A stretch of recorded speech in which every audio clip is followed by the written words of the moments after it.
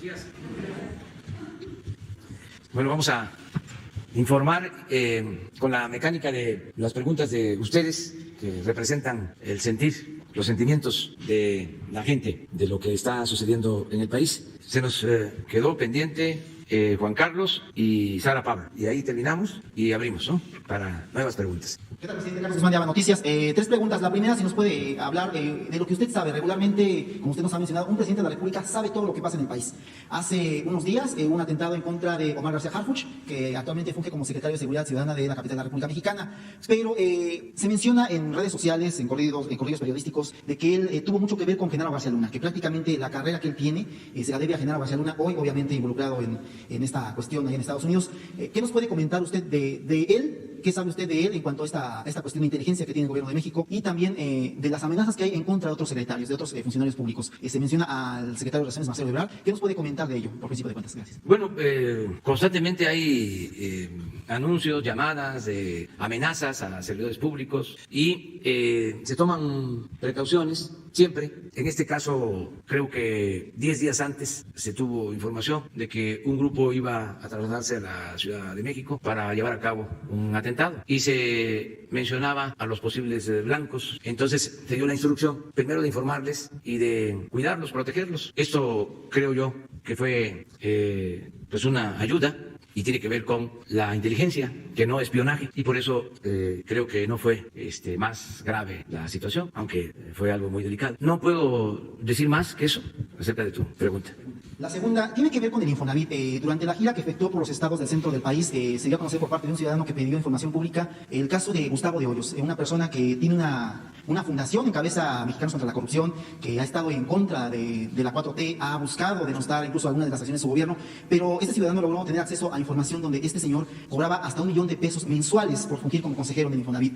Usted ha mencionado que se busca erradicar la corrupción del país. Le preguntamos en las conferencias vespertinas directamente al director del Infonavit si había alguna investigación, aunque sea de oficio, en contra de este señor, que pues $1 millón mensuales, pues prácticamente es, como dirían por ahí, un recordatorio familiar hacia los mexicanos que menos tienen. ¿Usted qué es lo que contempla hacer para que este tipo de cosas no sucedan más en el país? Que una persona, por sentarse en una silla como consejero, gane hasta $1 millón al mes. Bueno, no tengo información precisa sobre este hecho, pero sí habían prácticas de abusos, funcionarios públicos, dirigentes sindicales, dirigentes de las organizaciones empresariales que se servían con la cuchara grande. Había mucha corrupción. Por eso enfrentamos una campaña permanente de ataques, porque se está llevando a cabo una transformación. Yo ofrecí desde la campaña que íbamos a desterrar la corrupción, que íbamos a arrancar de raíz ese mal que tanto daña a México, que lo considero el principal problema de México. Sostengo que es la principal causa de la pobreza, de la desigualdad, de la violencia. Entonces, los grupos que vivían al amparo del poder, que medraban, pues están inconformes. En el caso de este dirigente de la Coparmex, ya nos acusó hasta con el rey de España. Pero hay un dicho en mi pueblo, según el cual cuando pasa algo así, la expresión es por algo será. Entonces, por algo será. Ya no son ellos los que se benefician del presupuesto. Ya no se permite que el presupuesto se quede en una minoría. El presupuesto es dinero del pueblo y se le regresa lo más que se puede a la gente. Y no se le puede regresar todo porque en los gobiernos corruptos anteriores se endeudó al país y tenemos que pagar intereses de la deuda y tenemos que destinar recursos a instituciones que se crearon para simular que se combatía la corrupción o que iba a haber transparencia o que se atendía a la gente. Y todo eso significa un gasto oneroso, es un aparato burocrático costosísimo, un gobierno que le cuesta mucho al pueblo, un gobierno mantenido y bueno para nada. Y ahí estamos buscando que la mayor parte del presupuesto le llegue de manera directa a la gente y ajustando el aparato burocrático, que no haya el lujo insolente que había. Pero esto pues no les gusta a nuestros adversarios y a sus voceros. Imagínense, si lo he dicho en otras ocasiones, recibían hasta $1 millón mensuales algunos columnistas y ahora pues ya no reciben esa cantidad, no dejan de tener ingresos. Ahora que se vayan preparando, porque estoy buscando la manera de que cooperen, porque el atacarme es para ellos una empresa lucrativa. ¿Cuánto les dan para atacarme? Ganan por eso. Entonces deberían de cooperar en algo. Que sigan atacando, ¿no? Pero que de lo que les pagan, porque es prensa vendida o alquilada, que ayuden en algo. O sea, si son, pues ya no $1 millón, pero 500,000, que aporten 50,000 para una causa justa, y ya con eso mantienen su permiso, su licencia para seguirme atacando. Y la tercera, relacionada con este viaje que va a tener a Washington, ¿cuándo parte a Washington? Y también relacionada, 2 meses ya para que sea la rifa del avión presidencial. ¿Qué noticias nos tiene? ¿Ya hay comprador? ¿Se va va a vender, se va a quedar como parte del gobierno mexicano? Gracias por sus respuestas. Sí, mire, antes de contestarte tus dos preguntas, quiero aprovechar que estoy hablando de los medios para informar que sí van a venir los de Twitter a informar a partir de la invitación. Y sí, yo quiero, de una vez les adelanto a los de Twitter, quiero que, independientemente de que nos importa mucho el funcionamiento de la red que ellos manejan en Twitter y que nos expliquen cómo operan los bots, que son personas ficticias, robots, independientemente de que nos expliquen eso, que es muy importante pues, para todos. Yo quiero que ojalá y ese día nos traigan, si pueden hacerlo, en aras de la transparencia, quiénes son sus principales clientes en México y cuánto invierten en Twitter. Que esto incluya a personas físicas y morales, es decir, a ciudadanos, empresarios y a corporaciones, a partidos políticos, para saber quién es quién en la compra de servicios de Twitter. Una lista, si pueden hacerlo, ¿no? Porque como en todo, lo más eficaz es seguirle la pista al dinero, a ver quién aporta más. Acerca de tus preguntas sobre el viaje, ¿no? Voy a ir a Estados Unidos, como ya es sabido. Me voy el martes, un día antes, para estar a tiempo. Y el miércoles es el encuentro con el presidente Donald Trump. Hoy se va ya a definir si llega y nos acompaña el primer ministro Trudeau de Canadá o es una ceremonia nada más de el gobierno de Estados Unidos y nosotros. Hoy vamos a saber sobre eso. Estamos avanzando en la rifa. Ya se han vendido muchos boletos. Voy a pedirle, si les parece, el lunes al director de la Lotería Nacional que les informe cómo vamos con la venta de los boletos para la rifa del 15 de septiembre del avión presidencial, que es, como ya saben ustedes, entregar premios de 20 millones de pesos a quienes se saquen esta rifa. Se van a entregar en premios 2.000 millones de pesos en premios. Entonces van a informarles cómo vamos. Pensamos que se van a vender todos los boletos porque la gente está ayudando, cooperando.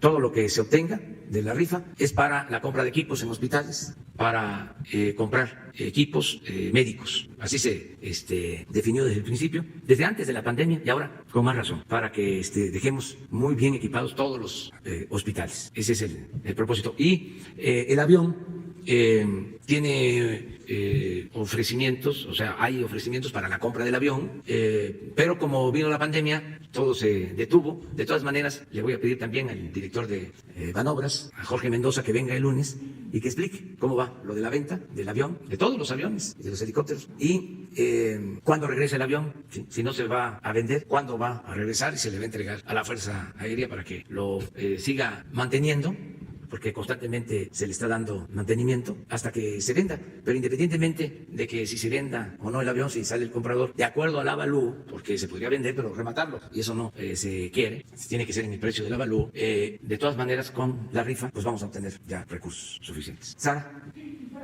Preguntarle sobre el caso de Guanajuato. Hay información que indica que este ataque, esta masacre en este centro de rehabilitación fue cometida por el cártel Jalisco. ¿Ustedes qué informaciones revisaron en el Gabinete de Seguridad? También preguntarle sobre Guanajuato, ¿qué dato tiene? Porque dijo que se iba a hacer una investigación porque habían liberado a todos los integrantes del cártel de Santa Rosa de Lima, incluida la mamá del Marro que había sido detenida. ¿De quién había sido la responsabilidad? ¿Qué es lo que tiene hasta el momento? Pues es algo que se está investigando todavía. Pues son hechos muy lamentables porque a mansalva se asesina a jóvenes que están en estos centros de rehabilitación. Hay varias versiones de que en los centros de rehabilitación están también pues representantes de las bandas de delincuentes que no están registrados legalmente, que están promovidos por la misma delincuencia, como sea, son crímenes inaceptables, horrendos. ¿Quién lo hizo? También se está haciendo la investigación. Sigue habiendo en Guanajuato un problema serio, grave. Vamos a continuar nosotros ayudando a que se proteja el pueblo de Guanajuato. O sea, tienen instrucciones tanto la Guardia Nacional como la Secretaría de la Defensa, la Secretaría de Marina, la Secretaría de Seguridad Pública de estar atentos, pendientes. Es un asunto de enfrentamiento, en efecto, de bandas y también es algo que tiene que verse como un problema que se dejó crecer, ya sea por irresponsabilidad o por contubernio.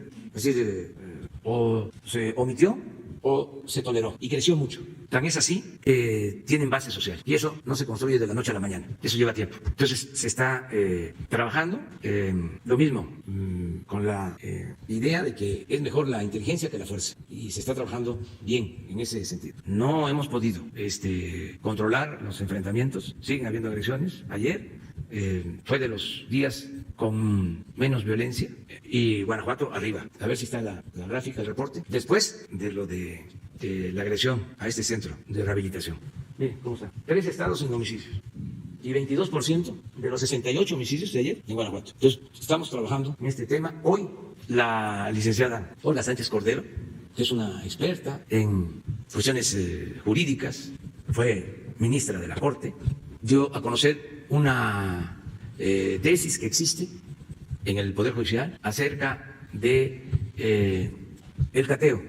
Cuando dejan en libertad a las personas que se detuvieron en Guanajuato, se argumentó de que no había orden de cateo o que llegó tarde la orden de cateo. Con lo mismo es que se utiliza, ¿no?, como excusa de que está mal hecha la investigación o se procedió mal para dar pie a que se libere a los presuntos delincuentes. Entonces, la licenciada Olga hoy trató el tema y hay una tesis, hay jurisprudencia en la Corte acerca de que cuando se tiene información de que al interior de un domicilio se está cometiendo un ilícito, hay flagrancia, se puede intervenir. Y ese fue el caso. Independientemente a qué horas llegó la orden, cuando entra la policía, la Guardia Nacional, lo que encuentran es droga y dinero.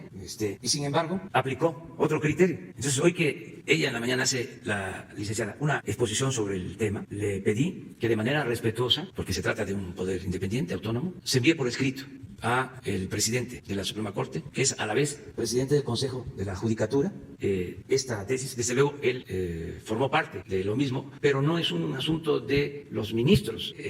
Puede ser desconocimiento de jueces, de magistrados, o conociendo que existe esta tesis y que puede aplicarse, no lo hacen, porque antes nadie decía nada. Por eso también fue muy importante que ayer la Fiscalía diera a conocer lo del soborno a los integrantes del juzgado para liberar a esta persona vinculada con los casos o con el caso de la desaparición de los jóvenes de Ayotzinapa. El Tribunal Público, porque antes ni nos enterábamos, se sabía, pero no así, que un presunto delincuente en un caso tan delicado como es la desaparición de los jóvenes y luego de una conferencia del anuncio del fiscal general por dinero se libere al implicado. Eso sería la gran nota en el mundo. Aquí no pasó nada en los medios. ¿Dónde están los comentaristas, expertos? Porque es algo gravísimo. Es como la noticia de que va a venir o aceptó ser extraditado porque va a cooperar con la Fiscalía el señor Lozoya. Silencio, un silencio cómplice. Cuando imagínense que venga este señor y que diga, pues yo entregué dinero o recibí porque entregué dinero a todos estos personajes o porque me lo pidieron, me lo ordenaron para llevar a cabo ciertas acciones, pero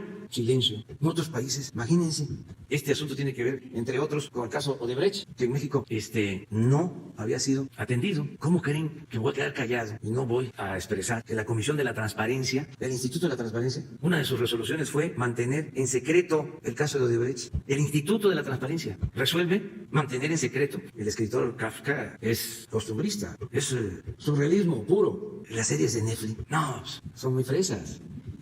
Sí, aburridas. Esto sí es importante, esta realidad amarga, perversa, todo esto que existía. Entonces, por eso, tanto coraje contra el gobierno que represento. Y no solo contra el gobierno que represento, se meten hasta con mi familia. También eso quiero aprovechar para decirles que es conmigo, no con ellos. Mi esposa no va a ser candidata a nada. Ella no es primera dama, es una mujer independiente, con criterio. Lo que ella expresa es lo que piensa y yo no censuro, no limito su libertad, porque pues la han emprendido contra ella, desde luego contra mi hijo. Entonces, es conmigo. Yo soy el que estoy conduciendo el proceso de transformación. Yo soy el que estoy a la cabeza de este proceso para erradicar la corrupción. Y me siento orgulloso. Además, no estoy solo. Somos millones de mujeres, de hombres que estaban hartos de que una minoría se sintiera dueña del país, de que México fuese el país de unos cuantos y que no contara al pueblo, que se humillara al pueblo, que se ofendiera al pueblo, que se robaran el dinero del pueblo. Entonces, vamos a seguir adelante. Sobre este caso de Guanajuato, nada más preguntarle si pediría usted que también se investigue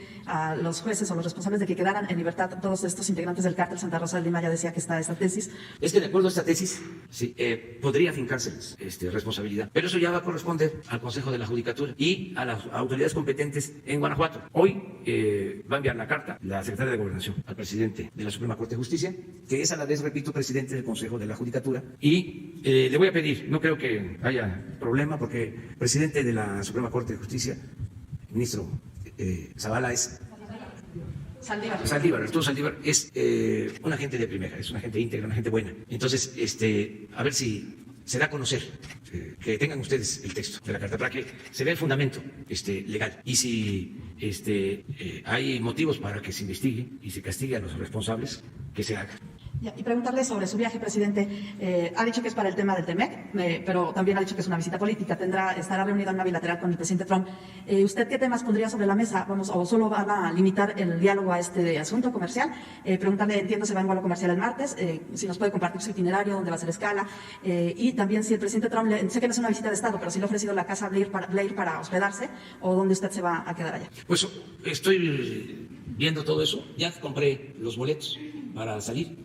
Y en su momento se va a decir, para que no le demos tanto tiempo a los que puedan ir a provocar, que no les hagamos el trabajo, ¿no? Que investiguen un poco. Y el que vaya, pues ya sabemos que es conservador, opositor, y sí vamos a salir el martes para estar un día antes del encuentro.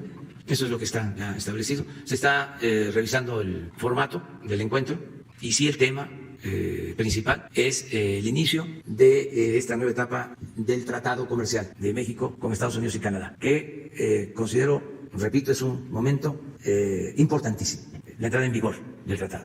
Nos va a ayudar mucho en la reactivación de nuestra economía y ayuda también a Canadá y ayuda a Estados Unidos, ayuda a las tres naciones, ayuda a toda la región de Norteamérica. Entonces, ese es el tema principal. Sí, seguramente vamos a platicar sobre otros temas. El presidente Trump, cuando era joven, como yo, jugaba a béisbol, era pitcher, llegó a tirar hasta 80, 85 millas como pitcher. Nada más que yo en ese tiempo le bateaba a los pitchers que tiraban más de 100 millas, no es para presumir. Entonces podemos hablar del béisbol, podemos hablar de muchas cosas, de todo sin confrontación, porque es un encuentro político, porque la política, entre otras cosas, se inventó para evitar la confrontación, la guerra. Entonces es una relación amistosa y de trabajo. Tengo entendido de que están reparando la casa o algo así y ofrecieron pagarnos el hospedaje en un hotel. Yo estoy pensando dónde me voy a quedar porque tengo amigos también allá, también, por ejemplo. Pero ya, poco a poco. Algunas pruebas, su staff más cercano a usted, ¿esto es real o no? La Casa Blanca no ha solicitado esta prueba para creo que está en el protocolo y vamos a cumplir todos los protocolos, como sí se la va a hacer la prueba. Lo tenemos que hacer, si hace falta, sí. O sea, sí está en el protocolo y sí se la tendría que hacer, no me queda muy claro. Todavía no sabemos, pero si está en el protocolo, desde luego que sí, o sea, no me niego. Pero no les han comunicado a estas alturas. Todavía Sería ya un se está poco viendo, tarde, ¿no? Se está analizando eso. Sí, pero todo, sin ningún problema, o sea, no tenemos nada que ocultar y vamos también con la frente en alto como representante de un gran pueblo y de un gran país. Presidente, buenos días. Alberto Martínez Espinosa, corresponsal de Jaime Farías Informa desde Cancún, Frecuencia CAT, y desde mi canal de YouTube es Ahora AM. Fíjese que hay una polémica en Quintana Roo por declaraciones de algunos hoteleros que indican que el acceso a las playas va a ser únicamente para los turistas y es durante esa contingencia sanitaria, ¿no? Y queremos saber qué opina usted sobre este acceso a las playas de Cancún. Bueno, no conozco qué decisión se ha tomado. Le voy a pedir al secretario de Turismo, a Miguel Torruco, que emita un punto de vista, una opinión sobre este caso. Y en el caso de la Secretaría de Salud, porque como son playas federales y es en el caso de la contingencia... Lo mismo que en la opinión del secretario de Turismo se tome en cuenta la recomendación de salud. Okay. Y una segunda pregunta, presidente. En el caso del servicio profesional de carrera, y usted que comentaba sobre erradicar la corrupción, realmente no ha habido cambios en este servicio profesional de carrera, en los subsistemas. Hay un subsistema que se llama de ingreso y sigue siendo las mismas prácticas desde que se inició este servicio profesional de carrera desde el año 2003. Sigue siendo el mismo examen técnico, donde lo aplica, lo elabora el jefe inmediato de la plaza que se va a concurrir concursar. Entonces eso siempre se ha dado a que se lo dé a algún interesado de él, ¿no? Del jefe inmediato de la plaza, ¿no? Entonces no ha habido cambios y ahorita ya estamos regresando a esta nueva normalidad y se van a empezar a volver a concursar las plazas que se quedaron pendientes desde que empezó la pandemia. No sé si es buena tu recomendación y le vamos a pedir a Irma Heréndira Sandoval, la secretaria de la Función Pública, que revise estos procedimientos. Que nos pueda explicar y a lo mejor que sí. en esta nueva etapa de la cuarta transformación, si va a haber realmente una transformación al respecto, ¿no? Sí, tiene que haber, porque todas esas prácticas de influyentismo, de amiguismo, deben desaparecer y no simular, que eso también es parte del conservadurismo, ¿no? La hipocresía. El hacer exámenes, pero saber ya de antemano quién va a ganar. Eso pasó muchísimo, en todo, hasta en la academia. Hay una plaza de investigador y se hacen exámenes, pero de antemano ya hay un favorito o favorita. Eso en la academia. En el gobierno, lo mismo. En todo es así. Y tiene que profesionalizarse y hacerse con honestidad todo el proceso de selección de los servidores públicos. Entonces, pero sí hay que revisarlo. Muchas gracias. Los dos a ustedes, pero ella. Buenos días, presidente. Gracias. La primera pregunta es si ya usted también tiene fecha para invitar aquí al director, al responsable de la construcción del corredor del Istmo de Tehuantepec, sobre todo porque se tiene información de que hay ahorita un separo vaya la hora en un tramo en Oaxaca que va de Mogoñé a Nuevo Ubero, porque la gente de la comunidad Mije no está todavía como muy de acuerdo, no está dando su aval, puesto que todavía no saben cuál va a ser el impacto económico, ambiental y pararon ahí esa construcción. Entonces no sé si ya tiene usted pues alguna fecha que venga precisamente también para darnos un poquito más información acerca de esta obra. Sí, vamos a invitarlos a que vengan y que expongan. Yo no tengo esa información, pero de todas maneras lo voy a revisar. Yo lo que he recomendado y se ha cumplido es que se consulte a las comunidades y se han llevado a cabo consultas y en todos los casos la gente está de acuerdo en la modernización de la vía del ferrocarril del Istmo, en este caso. De todas maneras lo vamos a revisar y le vamos a pedir al director del programa que lo exponga, que venga aquí para que se conozca bien. Ok. Y otra pregunta tiene que ver, ¿cuál sería la estrategia en los estados para impulsar el turismo ahora dentro de este contexto de reapertura de actividades, de la reapertura de los hoteles y demás? No sé si hay alguna estrategia que ya se esté planteando, que ya se esté trabajando al respecto. Sí, el secretario de Turismo está trabajando con los gobiernos de los estados para eso, para fomentar el turismo, primero en lo interno, que es muy importante, y cuando se vaya abriendo el mundo al turismo, porque hay países en donde no se permite todavía viajar, tener condiciones para recibir turistas extranjeros. Pero sí hay un plan de la Secretaría de Turismo que se está aplicando. Bien, y la última pregunta, presidente. Hace unos días compartió los aciertos de su gobierno, pero haciendo, digamos, un ejercicio de autorreflexión, de autocrítica, ¿cuáles serían, digamos, los errores que se han cometido durante su administración? ¿Cuáles serían los retos a 4 años de que termine su gestión? Y ¿cuáles serían, digamos, pues, las promesas de campaña que quizás no se han cumplido a 2 años de distancia de su triunfo electoral? Pero sí, mire, por eso me río, porque tengo tantos críticos que ellos pueden hacer la lista. Además, eso sería una forma de desquitar el sueldo. O sea, a ver, la lista de todos los errores. Pero usted de manera personal, ¿qué retos todavía tiene por cumplir? No, sí. Y también en un ejercicio de autorreflexión. Lo que quiero es profundizar más en el combate a la corrupción, avanzar más rápido, con más intensidad. Me molesta mucho enterarme de casos de corrupción. Todavía, después de 19 meses, estoy encontrando corrupción. Es que estaba podrido el régimen por completo. ¿Qué quieren que les diga nuevo? Que hicieron su agosto los que vendían facturas falsas. ¿Qué quieren que les diga nuevo? Que se mantenía hasta hace unos días el contrabando de diésel. ¿Qué quieren que les diga nuevo? Lo de ayer.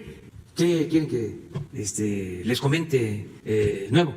Que muchos de estos expertos en medios de comunicación, formadores de opinión, pagaban impuestos con facturas falsas. Tengo mucho trabajo.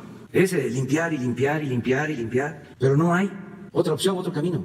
Tenemos que erradicar la corrupción, tenemos que purificar la vida pública. Solo así se va a lograr el renacimiento de México. Entonces me dices que me falta eso. Por eso me puse de plazo el 1 de diciembre, que ya para entonces ya van a quedar sentadas las bases para la transformación. ¿Y promesa de campaña que se haya quedado en el tintero? Muy poco. De los 100 compromisos que hice cuando tomé posesión, he cumplido 90. Me faltan muy pocos. Fíjense lo que me pasó. Les comento. Viene la crisis y la costumbre era de que se pidiera créditos para rescatar a las empresas, ¿no? Al estilo FOAPROA, como me lo pidieron algunos. O plazos para pagar los impuestos. Entonces, ante la caída posible en la recaudación, la depreciación del peso, la crisis económica y sin apostar a endeudarnos, me planteo, vamos a reunir todos los recursos que están dispersos en fondos, en fideicomisos, para devolver ese dinero a Hacienda y así aminorar la pérdida de ingresos y poder salir adelante sin endeudarnos. Entonces elaboramos un decreto para recoger los fondos y se desatan la oposición incluso al interior del mismo gobierno, porque no todos en el gobierno están pensando en la transformación, no piensan en el pueblo. O sea, el individualismo avanzó mucho en el periodo neoliberal, el egoísmo, de no pensar en el prójimo, de no pensar en los demás. Entonces, oposición de todos. Y hablaba yo de los 100 compromisos.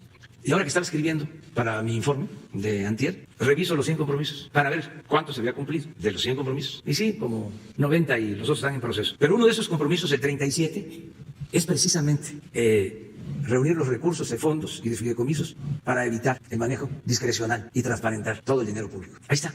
Todo lo que estamos haciendo es lo que hemos postulado. Y hay cosas que estamos haciendo que las hemos planteado desde hace años. Combate a la corrupción desde mis primeros libros. Yo tomé la decisión de salirme del PRI en 1983 y en 1988 escribí un libro sobre el fraude electoral en Tabasco. Y ahí, en 88, 89, hablo de que voy a continuar la lucha porque la democracia es lo único que puede desterrar o acabar o mantener a raya a la corrupción. Desde 89 se llama Tabasco, víctima del fraude electoral. Ahí en ese libro hablo de IRIAR. Fíjense, ¿cuánto es de 89 a la fecha? 31 años. Del columnista del Financiero, que me ataca un día sí y el otro también, porque ahí describo de lo que fue a hacer a Tabasco cuando yo era candidato. Lo mandaron de un periódico a hacer unas crónicas y desde luego a favor del régimen. Entonces, son muchos años. Entonces, ¿qué otra cosa? Pues el que sigamos adelante. Afortunadamente no me he enfermado, eso también es importante. No he padecido de ninguna enfermedad grave. Después de que me dio el infarto estoy bien, tomo mis medicinas y tengo fortaleza. Entonces, pues eso me ha permitido ir hacia adelante y no estoy cansado, estoy entero, al 100. Y vamos a lograr la transformación de México. Y es un timbre de orgullo, transformar el país. Y muchos están ayudando. Imagínense, ¿quién se lo va a perder? Hay veces que pasa el tiempo, siglos, y no sucede nada. Imagínense lo que pasó durante los 3 siglos de dominación colonial. Todo plano. Y ahora nosotros tenemos la dicha enorme de estar en la cresta de una ola de transformación. Lo que vamos a poder contar es un momento estelar en la historia de México y ser el protagonista de este cambio en el que participamos millones de mexicanos. Porque yo no sería nada, ya me hubiesen destruido políticamente hablando, si no contara yo con el apoyo de millones de mexicanos. Este es un movimiento de todos, la victoria fue de todos. Hay muchos que empezaron esta lucha, que se nos adelantaron, que fueron precursores, muchos que todavía viven, que lucharon desde antes que nosotros. Algunos no imaginaron de que íbamos a lograr esta transformación. Era de cuando se triunfó. Pellízcame para ver si es cierto. Vean nada más lo que ha pasado en los últimos meses, los cambios. ¿Cuándo se habían visto tantas cosas? Entonces somos, en ese sentido, afortunados. Entonces por eso, adelante.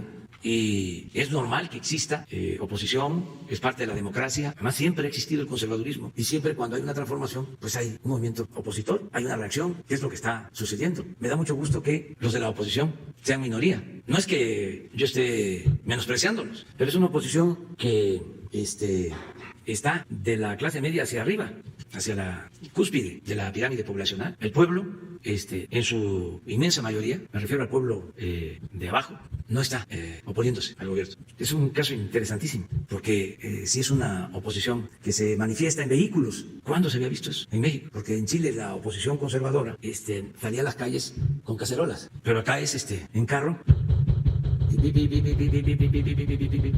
Creo que no es tan original. Lo está haciendo la ultraderecha en España y en otros lugares. Habría que investigar de dónde salió eso de las manifestaciones en coches. Pero tienen todo su derecho de hacerlo.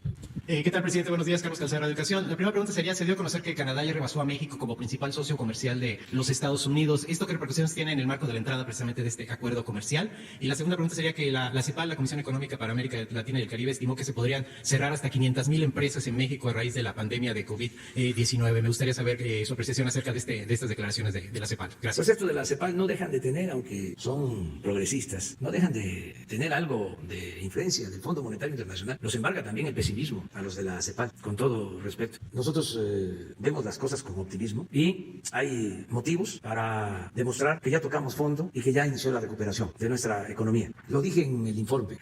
mencioné 3 datos que creo que son válidos. Uno, que en este semestre aumentaron las ventas de las tiendas de autoservicio en 8% en términos reales. Vendieron 50,000 millones de pesos más que lo que vendieron en el semestre del año pasado, a pesar de la pandemia. Otro dato importante es cómo ha ido disminuyendo la pérdida de empleos, de acuerdo a los inscritos en el Seguro Social. En abril, lamentablemente, se perdieron 555,000 empleos. En mayo, 345,000 y ya en junio, 82,000. Esto indica de que ya pasó lo peor. Y el tercer dato, que es muy bueno, es el de las remesas. El peor mes, en términos económicos, considero que fue abril. Y en mayo aumentaron las remesas en 18% con relación a abril. Entonces, esos 3 datos indican de que ya tocamos fondo. Lo mismo en el caso de la depreciación del peso. Llegó a estar a más de 25 pesos por dólar. Ayer ya 22.60 y espero que baje, es decir, que se aprecie el peso. Entonces, ahí vamos. Eso es por lo que señala la CEPAL. Nuestro pueblo es muy luchón. Es muy trabajador, el pueblo de México. Es de los pueblos más trabajadores del mundo. Es un pueblo extraordinario.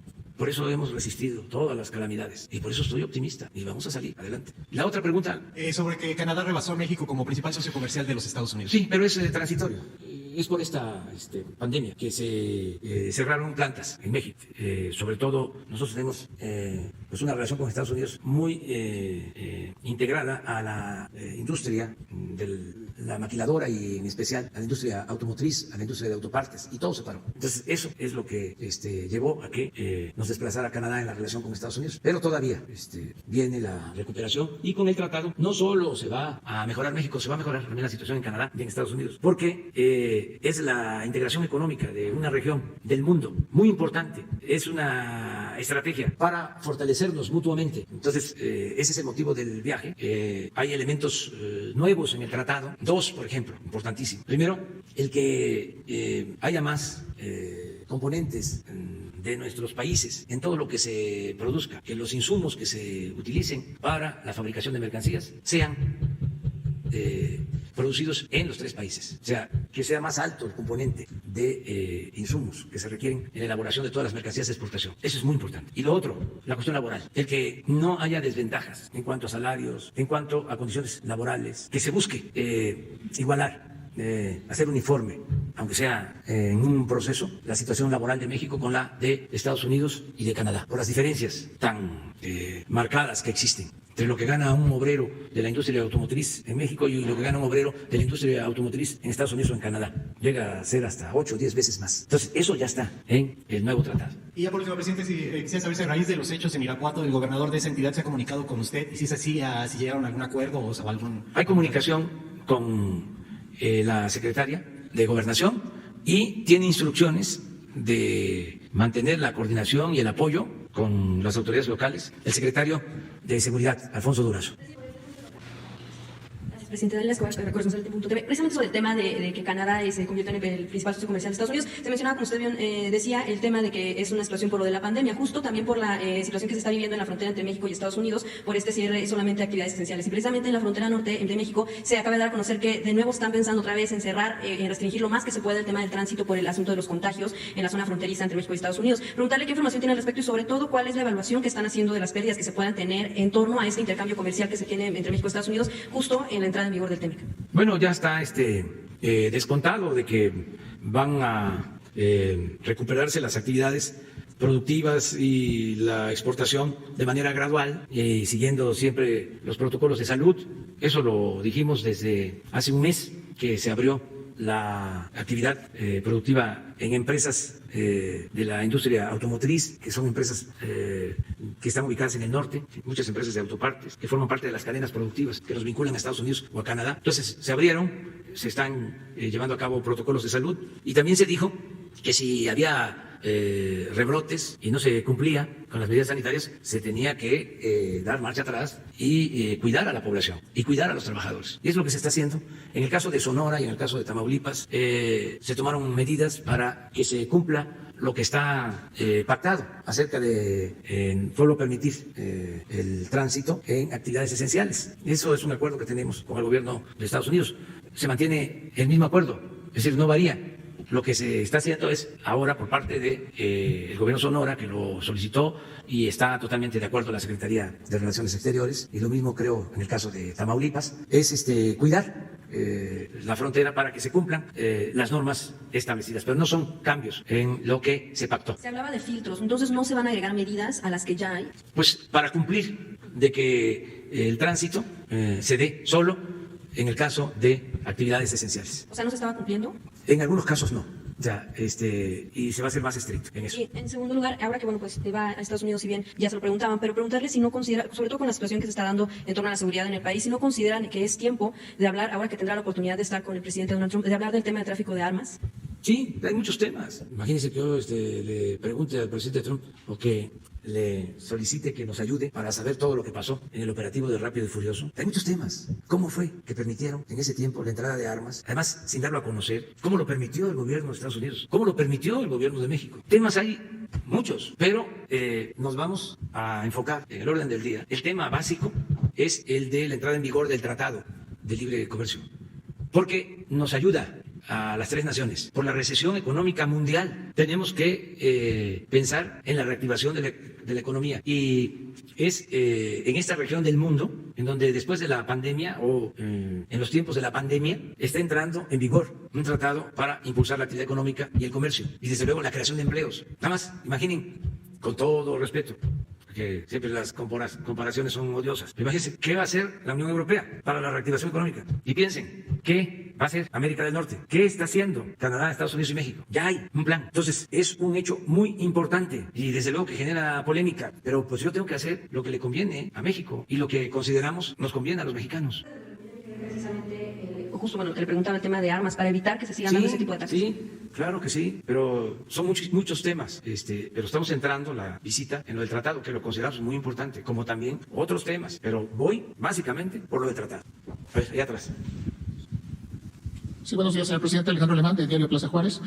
Usted ha mencionado de forma recurrente este asunto de la lucha contra la corrupción y, bueno, una base pues es la transparencia, la rendición de cuentas. Sin embargo, aquí lo que observo y le quiero preguntar es este tema de un ataque constante al Instituto Nacional de Acceso a la Información, que es producto de una negociación, de una deliberación política de muchos años, y que se creó junto con la Ley Nacional de Transparencia. Entonces, en lo que acaba usted de mencionar de que el instituto cerró el acceso para el asunto de Odebrecht, la base es la Fiscalía. La Fiscalía General de la República fue la que argumentó que era un asunto de seguridad nacional y que por lo tanto no podía darse a conocer esa información. Luego entonces el instituto calificó esa reserva que puso la Fiscalía y fue que se cerró, pero no fue un asunto del instituto. Y en el mismo sentido también de transparencia, que es un elemento fundamental para la democracia y para la lucha contra la corrupción, está el Sistema Nacional de Anticorrupción, que está articulando las distintas instituciones, la Auditoría Superior de la Federación, los tribunales, en fin, la idea es que se articule para que pueda haber un mejor control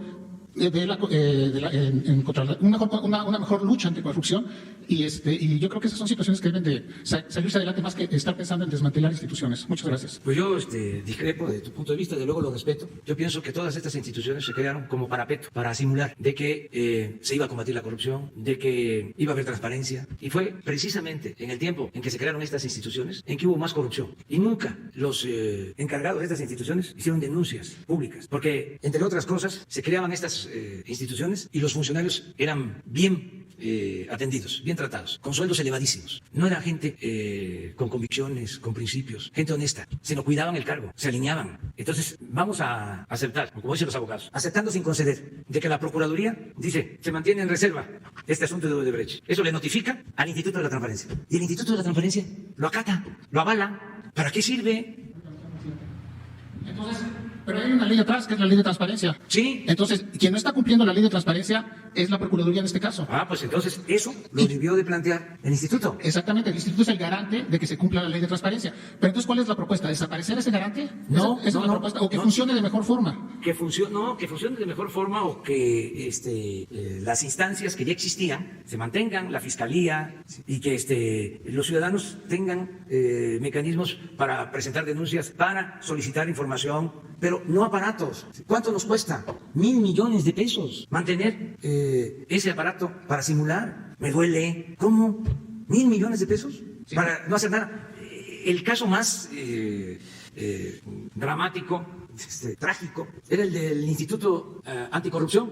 ¿Cómo surge todo esto? Pues el conservadurismo, son las modas que fueron creando. ¿Quién impulsaba todo esto?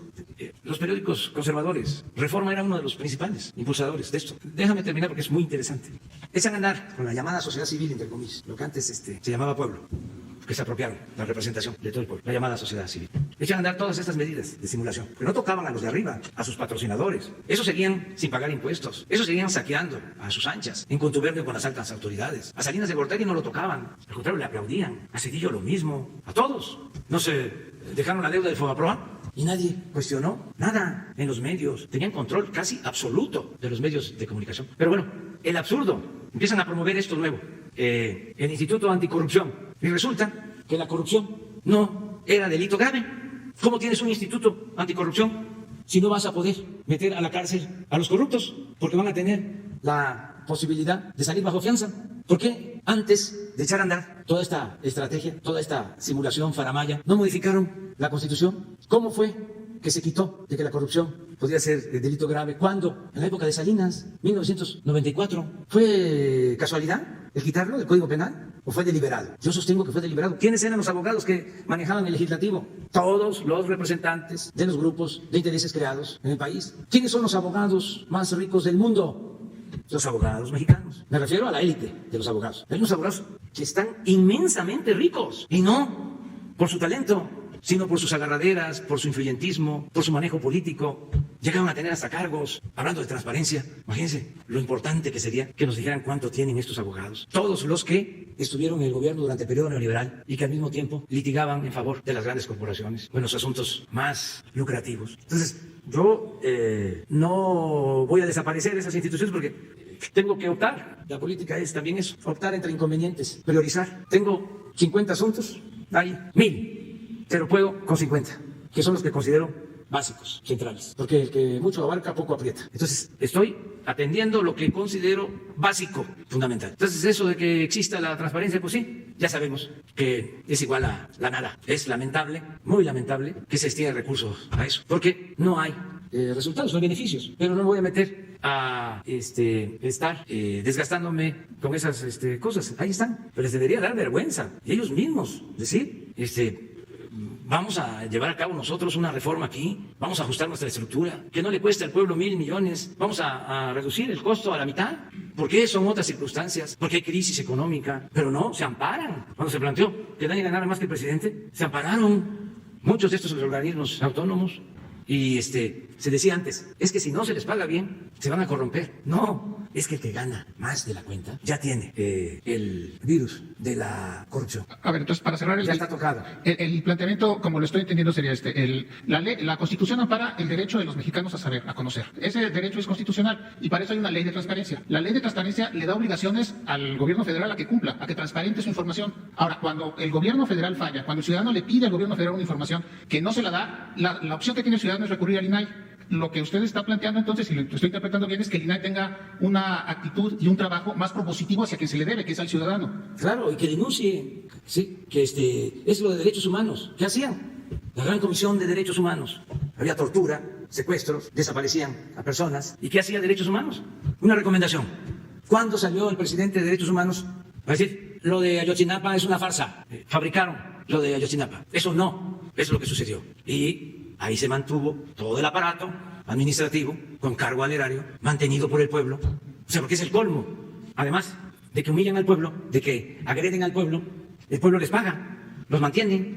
Nosotros los servidores públicos somos trabajadores al servicio del pueblo, es el que nos paga. Entonces es el colmo tener esas instituciones que simulan, nada más para colocar ahí a los allegados, a los amigos, a los camaradas, a los que pertenecen a nuestros partidos. Se llenaron con el famoso cambio del 2000, se llenaron las instituciones, crearon nuevas direcciones, las llamadas direcciones adjuntas. Y a ver, tú estudiaste con mi hijo, con mi sobrina, estuvimos en la misma escuela, estuvimos en la misma universidad. Vamos, todos al gobierno, sin mística, sin principios, sin ideales. Ahora estamos buscando, que el gobierno esté al servicio de los ciudadanos, pero no es quitar la función. Por ejemplo, instituto para atender a adultos mayores, instituto para atender a personas con discapacidad, instituto para la nueva escuela mexicana, institutos. ¿Y para qué están las instituciones? Por ejemplo, en el caso adulto mayor, ¿qué no es mejor entregarle a cada adulto mayor su pensión que tener el aparato sin entregarle nada a los adultos mayores? El Instituto para la Discapacidad, pues ¿qué no es mejor entregarle directo a los discapacitados? ¿Qué no es mejor entregar directo a las becas? ¿Para qué el aparato? Y todos los aparatos. Es que un día nos vamos a dedicar a eso, a dar a conocer cuántos organismos existen, porque todos tienen el mismo organigrama. Es dirección general o coordinación general, direcciones específicas, direcciones de áreas, jefes de departamento. ¿Y qué hacen? Entonces, el gobierno estaba ensimismado. El presupuesto era para el mismo gobierno. Entonces, lo que estamos buscando ahora es que el presupuesto le llegue a la gente. Les decía yo, en 6 meses, sí, en términos generales, vendieron las tiendas de autoservicio. Estamos hablando de Soriana, Chedraui, Walmart, Oxxo, como 500,000 millones de pesos en 6 meses. Estamos como 85,000 millones por mes. El consumo. La mayor parte de la gente consume en esas tiendas. Vamos a hablar de 100,000 millones de consumo, de productos. En la mayoría de los casos son productos básicos, porque no hay para consumir otro tipo de productos, desgraciadamente. O es menor el porcentaje. Los 100,000 millones al mes, el consumo nacional en estas tiendas. Si nosotros inyectamos 100,000 millones abajo, directo, estamos ayudando mucho a eso. Ahora, súmenle lo de las remesas, que va también abajo. Entonces, ¿por qué no podemos destinar más? Porque nos cuesta mucho todavía el aparato burocrático. ¿Cuánto liberamos del presupuesto? Y eso que se están destinando recursos como nunca, de manera directa, 750,000 millones este año. Entonces, quisiera yo más. ¿Y de dónde sale? ¿O de dónde podría salir? ¿De aumentar impuestos? No. ¿De endeudar al país? No. ¿De apretarnos el cinturón con la austeridad republicana y ajustar el aparato burocrático? Sí. Además, dentro de eso, cuidar no despedir a los trabajadores. Porque lo otro que hacían era que hablaban de ajustes y siempre le pegaban abajo. Arriba seguían los excesos, sueldos elevadísimos y toda la parafernalia del poder. Entonces, la mecánica nuestra va en otro sentido. No es dejar sin protección a la gente. No es que no haya transparencia. Fíjense lo que hacemos aquí. Garantizamos el derecho a la información todos los días. ¿Cuántas cosas transparentamos? Y no solo lo que yo informo, lo que ustedes dicen, preguntan, exponen libremente. Entonces, vamos hacia adelante. Les propongo que nos vamos a ver el lunes.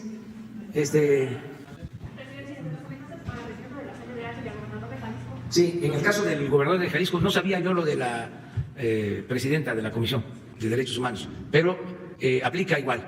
Hoy di instrucciones en el Gabinete de Seguridad de que se establezca comunicación con el gobernador de Jalisco y que, de acuerdo a lo que él considere, nosotros ayudemos en su seguridad, que nosotros podamos contribuir para su protección, que cuente con nosotros. Y lo mismo en el caso de la presidenta, que no lo sabía, pero tiene la instrucción el secretario de Seguridad Pública. ¿Cuál considera que es el mensaje para su gobierno y por qué en este momento?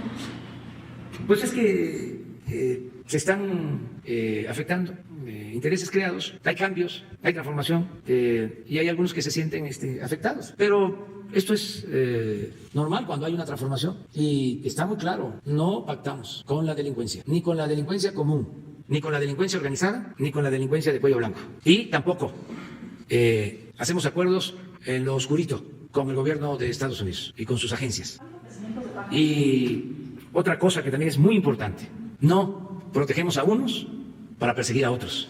Es la aplicación de la ley con el principio liberal de que al margen de la ley nada y por encima de la ley nadie. Nada de que vamos a hacer acuerdos con un grupo para perseguir a otros o para apaciguar una región. No, hay una línea, una frontera, una raya divisoria, autoridad y delincuencia. El funcionario que se involucre en actos delictivos es denunciado y sancionado. Lo de ayer fue muy importante y esto tiene que seguirse llevando a cabo. No se avanzaba porque había contubernio.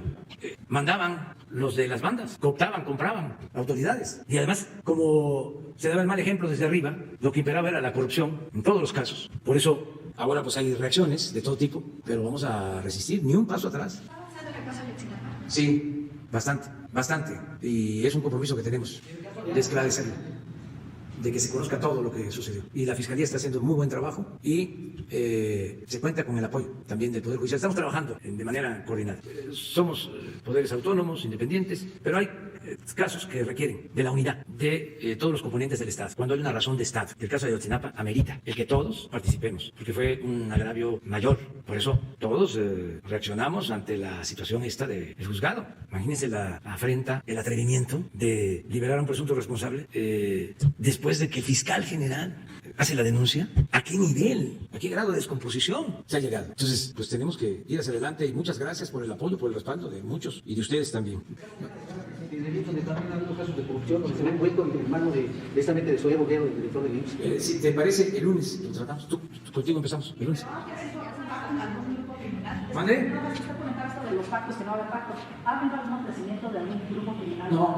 No, porque no, es que el frío sabe dónde se arrima. Bueno.